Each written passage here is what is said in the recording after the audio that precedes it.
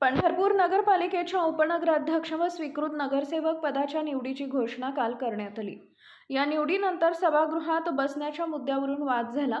याच पार्श्वभूमीवर सत्कार स्वीकारण्यास नकार दिल्यानंतर नगराध्यक्ष प्रणिताताई भालके यांनी परिचारक पार्टीतील स्वीकृत नगरसेवकांवर दमदाटी व दहशत पसरवल्याचे गंभीर आरोप केले।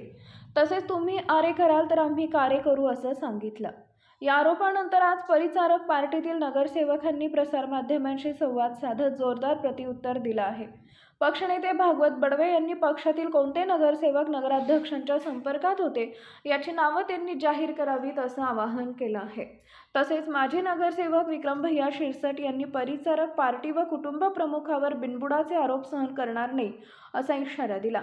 यावेळी उपनगराध्यक्ष महादेव धोत्रे, नगरसेवक अमोल डोके, नगरसेवक विनायक संगीतराव, माजी नगरसेवक गुरुदास अंभ्यंकर, भाजप शहर अध्यक्ष लाला पानकर, समाजसेवक भाऊ टमटम यांच्यासह आजी माजी नगरसेवक व समाजसेवकांनी भालके गटाने नगराध्यक्षांवर टीका करत ठोस प्रत्युत्तर दिले।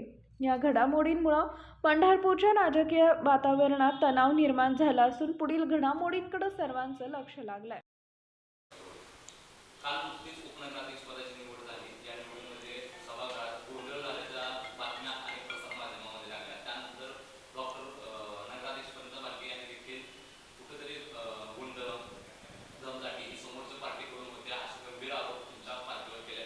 एक गटनेता म्हणून काय सांगू शकता? सर्वप्रथम मी सभागृहात जी क्रमनीय माहिती देतो तुम्हाला। सर्वप्रथम आम्ही सभागृहात 1:05 कमी असताना आम्ही सभागृहात पोहोचलो। आम्ही उजव्या बाजूला नगराध्यक्षांच्या उजव्या बाजूला आम्ही बसलो होतो। त्यानंतरनं 1:15च्या दरम्यान आम्हाला निरोप असा आला की अध्यक्ष महोदय वर येणार नाही आहेत, तुम्ही डाव्या बाजूला बसा। हे अध्यक्षांनी त्यांच्या मुलाखतीत सांगितलं नाही, आम्हाला डाव्या बाजूला बसायचं आहे म्हणून सांगितलं। पण सभागृहात आमचं संख्याबळ असल्यामुळं 24 नगरसेवक आमचे असल्यामुळं सभागृहाचा नियम काय आहे, ज्यांचं संख्याबळ जास्त आहे त्यांनी उजव्या बाजूला बसायचं आहे। आणि ते नंतरनं म्हणाले की महिला एका बाजूला आणि पुरुष एका बाजूला, असं आम्हाला त्यांच्याकडून काहीही सांगण्यात आलेलं नव्हतं। अध्यक्षांनी ही खोटी माहिती तुम्हाला दिलेली आहे की आमचं संख्याबळ असल्यामुळं आम्ही उजव्या बाजूलाच बसणार होतो। त्यानंतरनं 10-15 मिनिटांनी त्यांचे काही नगरसेवक वर आले, आमची त्यांची चर्चा झाली। त्यांच्या जुन्या नगरसेवकांना ही माहिती होती म्हणून त्यांनी ही मान्य करून डाव्या बाजूला बसले व आम्हाला उजव्या बाजूला बसवलं। त्याच्यानंतरनं विषय आला नगरपालिकेत सत्काराचा। अध्यक्षांनी त्यांच्या कार्यकर्त्यांनी नगरसेवकांनी निवडणुकीमध्ये जे आमच्या पार्टीवर आरोप केले की परिचारक पार्टीचे नगरसेवक हे दहशत माजवतात, गुंडगिरी प्रवृत्तीचे आहेत। जर गुंडगिरी प्रवृत्तीचे असले असते तर आमचे 24 नगरसेवक निवडून आले नसते। आम्हाला नागरिकांनी जसं ते म्हणतात की बहुजनांनी आम्हाला निवडून दिलंय, तसं आमच्याही नगरसेवकांना बहुजनांनी निवडून दिलेलं आहे। 24 नगरसेवक हे आमचे आलेच नसते। पराभव पाचवा जनतेचा कौल आहे, जनतेचा कौल आम्ही मान्य केलेला आहे। आमचे आणि पराभव म्हणताल तर आमचे 24 नगरसेवक निवडून आलेत। आमच्या नगरसेवकांना 40,000 मतदारांनी कौल दिलेला आहे। सगळ्यात मोठी पार्टी आज पंढरपुरात भाजप आहे। त्यामुळं पराभव पचवणं वगैरे काय नाही, तुम्हाला विजय पचवता येत आहे का हे तुम्ही बघा। जनतेचे कामं तुम्हाला, जनतेचे प्रश्न तुम्ही आज धूळमुक्त करू म्हणलात, पण पंढरपूर शहरात काही ठिकाणी पिण्याच्या पाण्याची इतकी अडचण असताना तुम्ही पिण्याच्या पाण्याचा लिहिलेला टँकर हे नाव आहे त्याच्यावर, ते पाणी मारत तुम्ही धूळमुक्तीचं कुठंतरी करताय। धूळमुक्त कसं करणार, पंढरपूर खड्डेमुक्त कसं करणार?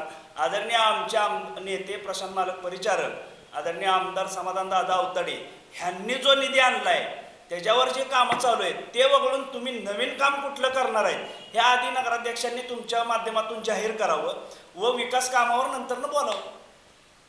एक मेसेज तुमच्या निवडीनंतर एक मेसेज चालू आहे की महादेव धोत्रे हे उपनगराध्यक्ष जरी असले ते भारतीय पार्टीचे आहेत, त्यामुळे नगराध्यक्ष आमचा आणि उपनगराध्यक्ष आमचा अशी एक चर्चा पंढरपूर शहरात आहे। काय सांगू शकाल याबद्दल? माझी निवड आमचे जिल्ह्याचे नेते प्रशांतजी परिचारक मालक आणि उमेशजी मालक यांनी माझी निवड उपनगराध्यक्ष या पदासाठी केली। मी या पदासाठी प्रामाणिकपणे काम करेन, जिथं काम करतो तिथं प्रामाणिक काम करतोय हे सगळ्या पंढरपूरवासियांना माहीत आहे। काल पंढरपूरचे माजी नगराध्यक्ष आणि काल नुकतेच लक्ष्मण भाऊ शिरसे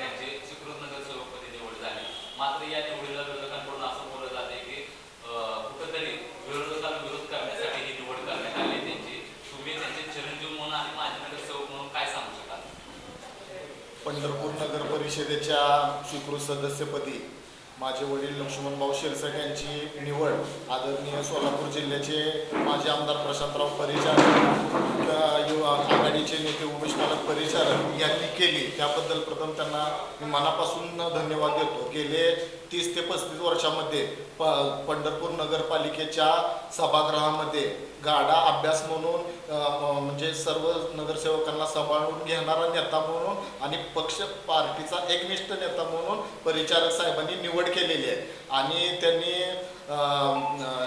भालकेताई असतील यांनी की असे आरोप केलेले आहेत की गुंड हे कोण ठरवणार गुंड.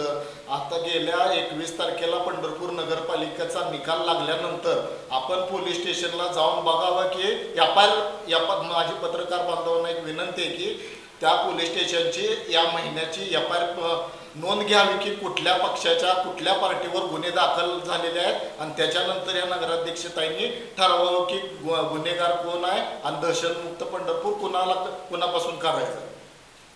सभागृहाचा विषय झाल्यानंतर सभागृहात सत्काराचा ज्यावेळेस विषय आला, सर्वप्रथम इलेक्शनमधील काळात त्यांनी आमच्या नगरसेवकावर गंभीर आरोप केले की हे नगरसेवक गुंड प्रवृत्तीचे दहशत माजवतात. मग त्या नगरसेवकांचा सत्कार आम्ही स्वीकारला नाही. आणि जर सत्कार करायची प्रशासनाला एवढीच आमची काळजी होती तर नगराध्यक्ष पदाचा पदभार ज्यावेळेस नगराध्यक्षांनी स्वीकारला त्यावेळेस प्रशासनाला आमची आठवण आली नाही का? आम्ही सुद्धा 24 नगरसेवक लोकनियुक्त नगरसेवक आहेत. त्यावेळेस आम्हाला का बोलवण्यात आलं नाही, त्यावेळेस आम्हाला का मानपान देण्यात आलं नाही. मग त्या दिवशीचा आमचा काहीतरी आम्हाला वाईट वाटलं व त्याचे आम्हाला खेद वाटला म्हणून आम्ही काल प्रशासनाचा सत्कार स्वीकारला नाही. आणि अध्यक्ष म्हणत आहेत की परिचारकांच्या नगरसेवकांनी मला सांगितलं की काल जे सभागृहात घडलं. बरं, अध्यक्षांना माझी एक विनंती आहे, त्यांनी एका नगरसेवकाचं नाव जाहीर करावं. मी त्यांना इथून तुमच्या माध्यमातून सांगतो की त्यांनी कारण उपनगराध्यक्षाची निवड झाली, आमचे 3 स्वीकृत नगरसेवक निवडून आले. त्यानंतर जे कार्यकर्ते जे होते उपनगराध्यक्ष जे काही समर्थक कार्यकर्ते असतील 3 स्वीकृत नगरसेवकाचे कार्यकर्ते असतील ते नगरपालिकेत येतात. आणि ह्याच्या आधी पूर्वीसुद्धा ज्या निवडी होत्या त्यांचे कार्यकर्ते तिथं नगरपालिकेत येत असतात. मग त्याला तुम्ही गुंडशाही म्हणजे आमच्या प्रत्येक कार्यकर्त्याला तुम्ही गुंड ठरवत आहेत का? आम्ही गुंड प्रवृत्तीचे नसून खरे गुंड कोण नगरपालिकेच्या निवडणुकीनंतर शिवतीर्थावर कोण काय कुठल्या पद्धतीनं बोललंय ह्याची पंढरपूरकरांना सगळ्यांना माहिती आहे. आणि ते झाल्यानंतर आम्ही शिवतीर्थावर गेलो, छत्रपती शिवाजी महाराजांना मानवंदना दिली, तिथून डॉक्टर बाबासाहेब आंबेडकरांना मानवंदना देऊन आम्ही पुढं मार्गस्थ झालो. त्यावेळेस सर्व नगरसेवक आमचे उपनगराध्यक्षाबरोबर त्या विजयी मिरवणुकीत होते. मग अध्यक्षांना पराभवाची सन तुमच्या डोक्यात आहे, विकासाला थोडा घातला जातोय, विकास कामाचं न बोलता कुठेतरी आडफाटे आणले जातात अशी देखील एक चर्चा. विकास कामावर काल बोलायचा विषयच नव्हता. विकास कामावर काल फक्त 2च विषय होते, उपनगराध्यक्षाची निवड आणि स्वीकृतची निवड.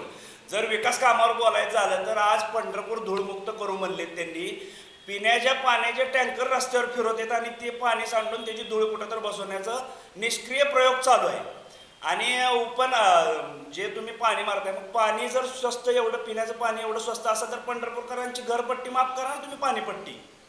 अगोदरच कुठेतरी सर्व नगरसेवकांना सत्कार घेऊ दिला नाही, बाहेर घोषणाबाजी केली, कुठेतरी गुंड घेऊन आले, दमदाटी केली, असा देखील एक प्रचार लक्ष्मणभाऊ शिरसाट यांच्या बाबत झाला. काय वाटतं? आपण पंढरपूरतील चेहऱ्यांनी बघितलेला आहे जनतेने की प्रचाराचे मुद्दे त्यांनी हाच प्रचार खोटा प्रचार अपप्रचार करून ही पंढरपूर नगरपालिकेची निवडणूक जिंकलेली आहे.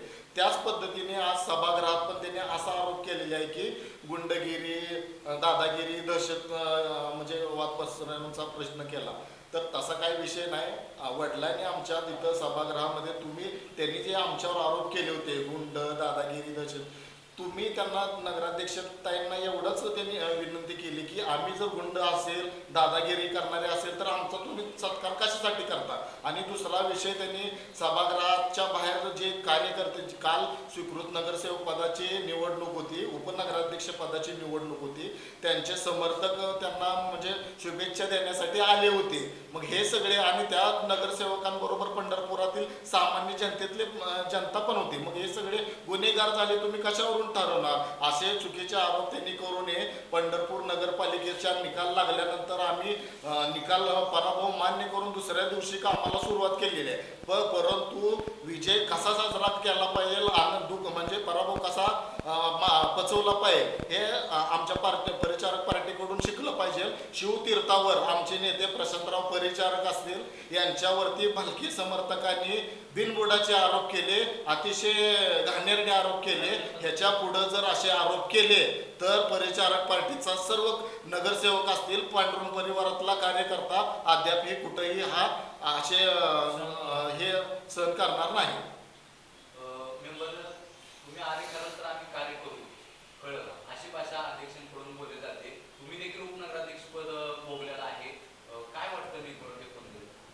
सर्वप्रथम आम्हाला अध्यक्षाकडून कालची जी मीटिंग नंतरची जी मुलाखत होती ती अपेक्षित नव्हती, किंवा जरी ती मुलाखत दिली तर अशा पद्धतीची अपेक्षित होती की पंढरपूर शहराबद्दलचं विजन मांडतील, की आजच्यापासून कामकाजाला सुरुवात झाली आहे, पंढरपूर शहरातलं धूळमुक्तीचं एक विजन देतील जनतेला की अशा पद्धतीनं आपण काम करू.